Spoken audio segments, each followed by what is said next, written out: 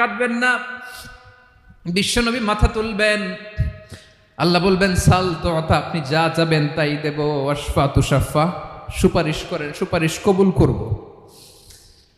বিশ্বনবী বলবেন আল্লাহ, ওই স্পেশাল দোয়াটা দুনিয়াতে করি নাই, আজকে আমি তোমার দরবারে দাঁড়িয়ে কিয়ামতের দিন ওই দোয়াটা করছি। আল্লাহ, আমার যে উম্মতের হৃদয়ে যাররা পরিমাণ ঈমান আছে, আমার একটা উম্মতকেও তুমি জাহান্নামে ঢুকাতে পারবা না।